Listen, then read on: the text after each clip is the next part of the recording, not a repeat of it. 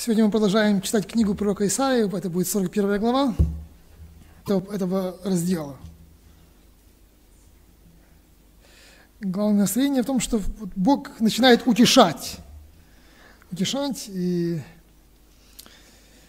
говоря о том, что Он может им помочь, и показывая свою какую-то способность, наверное, свою силу, свою мощь, свое всемогущество, свое всезнание, что Он способен своему народу помочь. Пусть они не разочаровываются тогда, когда будут бедствия в будущем. И эта тема продолжается, 41 глава. Я буду читать выборочные стихи. Стих 2. «Кто воздвиг от востока мужа правды, призвал его следовать за собою, предал ему народы и покорил царей. Он обратил их мечом его в прах, луком его в солому, разносимую ветром». Читая дальше пророчество этой главы и следующих, ясно видно, что здесь Исаия от имени Бога провозглашает о том, что в будущем, в далеком будущем, не в близком будущем, и это будет утешение для Израиля, у Бога есть план, как их вывести из плена или из того переселения, куда они попали. И для этого Бог приготовит особенного человека, который завоюет те империи, где они вынуждены были жить. И этот человек станет на сторону правды или справедливости. И он позволит этим народам возвращаться на свою землю. И вот Бог спрашивает, кто это делает? Или кто такое может сказать наперед и сделать? Подразумевая, что только Он.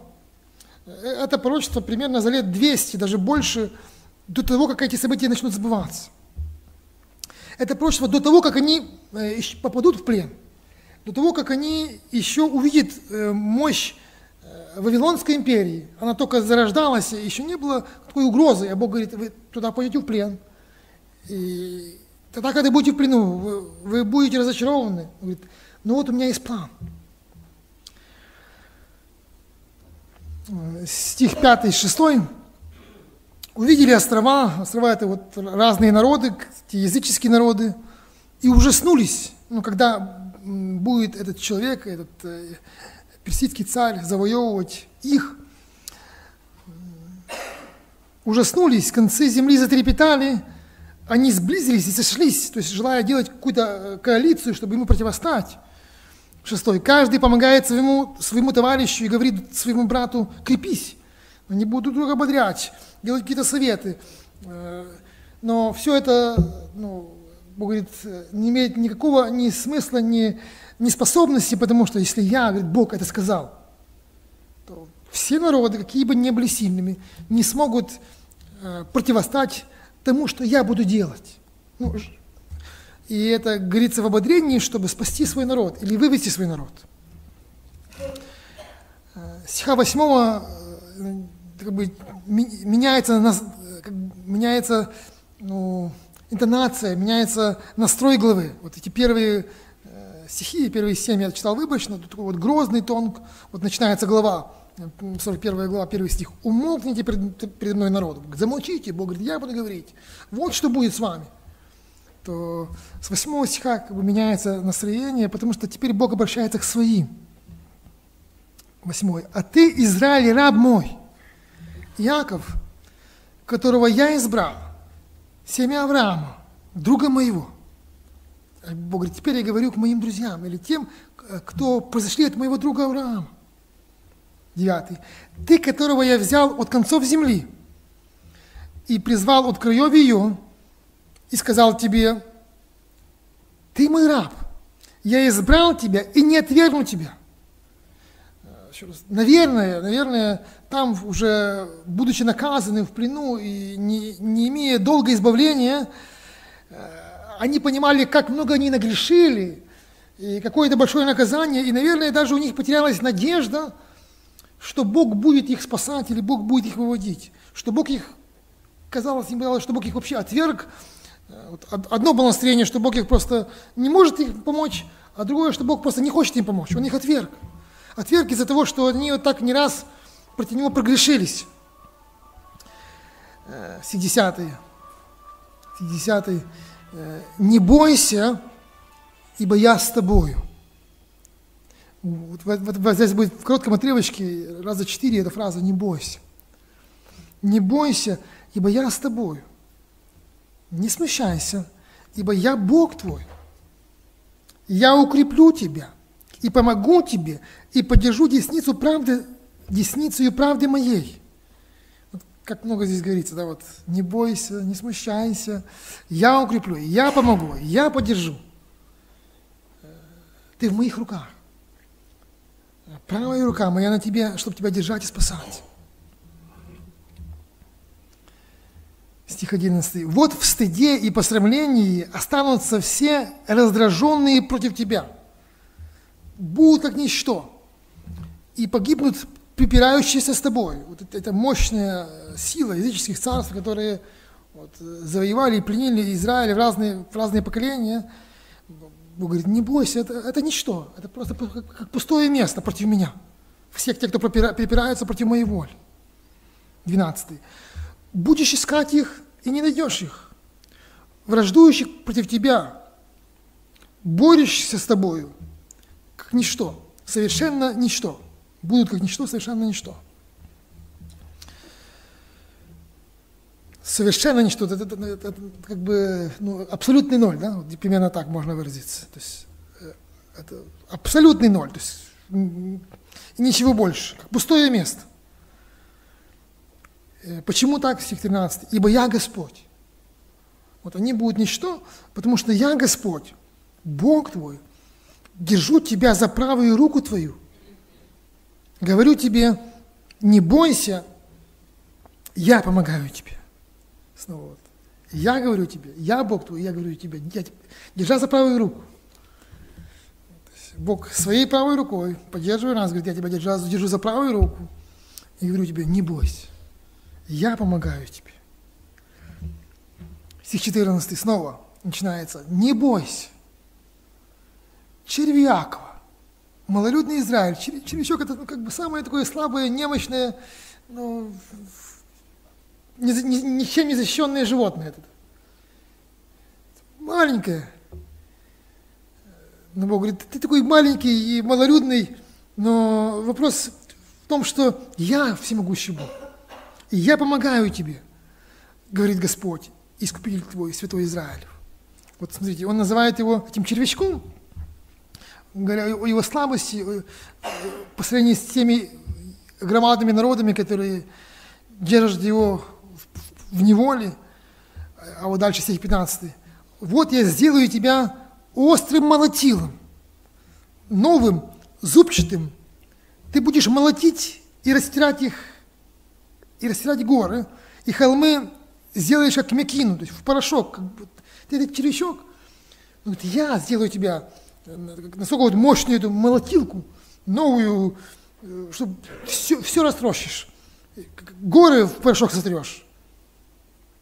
Стих 16. Ты будешь веять их, и ветер разнесет их, и вихрь развеет их, а ты возрадуешься Господи, будешь хвалиться святым Израилем. Знаете, это, собственно, это как пророчество, которое не раз исполняется в истории Израиля. Когда Бог на их стороне, когда Бог говорит, и это исполняется. Интересно, что сегодня, когда мы читаем этот текст, то Израиль празднует День независимости. И это ровно 70 лет, как они образовали свое государство. У них это большой праздник, и я думаю, что не только для них, а и мы к этому присоединяемся, зная, что это сила Божья, это Божье пророчество, которое исполняется. Так если сейчас смотреть на карту Израиля, то тоже очень, смотреть на карте, там даже негде написать слово «Израиль» на такая маленькая площадь. И он смотрел, он как червячок такой, маленький, вытянутый, узенький храбачок. И этот храбачок лупит всех подряд, там, как молотило. Когда они объявили свою независимость 70 лет назад. Вот они объявляют независимость, и на следующий день Лига арабских государств объявляет им войну.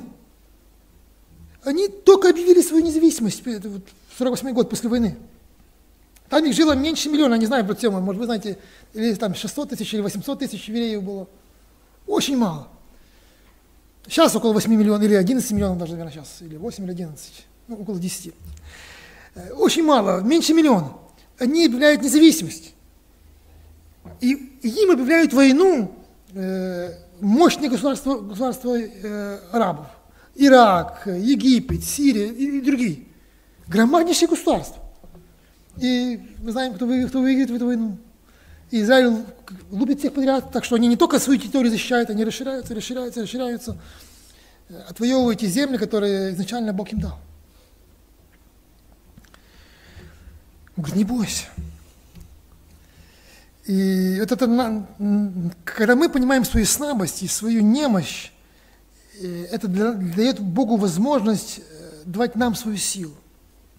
Где-то прикликается с тем, что, как Павел говорит о себе, Павел, Ефесянам 3 глава, стих 8, Ефесянам 3:8, «Мне, наименьшему из всех святых», как червячок маленький, дана благодать сия, благовествовать язычникам неследимые богатства Христова. И он говорит о том, что вот через меня такого маленького, дальше говорит, Бог явил что-то большое, Бог делает церковь.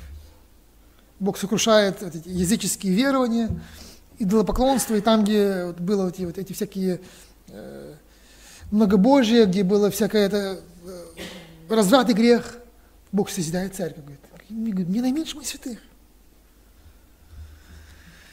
Если Бог нам что-то поручает, конечно, мы должны понимать свою абсолютную слабость и малость, но с другой стороны мы должны видеть на себе Божью руку. Когда Бог говорит, я держу тебя за правую руку, я говорю тебе, не бойся, я буду помогать тебе, я сделаю, я тебя поддержу.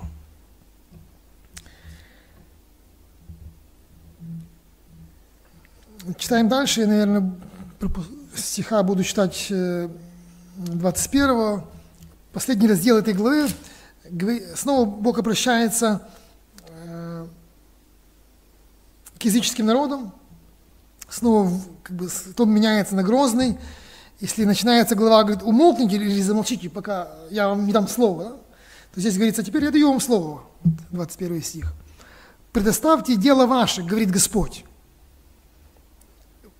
Приведите ваши доказательства, говорит царь Иакова». 22 стих. «Пусть они предоставят и скажут нам, что произойдет, подразумевается наперед. Пусть возвестят что-либо прежде, нежели оно произошло. И мы вникнем умом своим и узнаем, как оно кончилось, или пусть предвозвестят нам о будущем. Скажите, что произойдет в будущем, и мы будем знать, что вы боги, или сделайте что-нибудь доброе или худое, или чтобы мы изумились и вместе с вами увидели». Бог говорит, теперь давайте, я даю вам слово защищаться. Вы и ваши боги, пожалуйста, к ним обратитесь, и пусть, вот это я сказал, что будет, пусть теперь ваши боги скажут вам, что они говорят, что будет. И придет время, мы увидим, кто прав, кто не прав. В действительности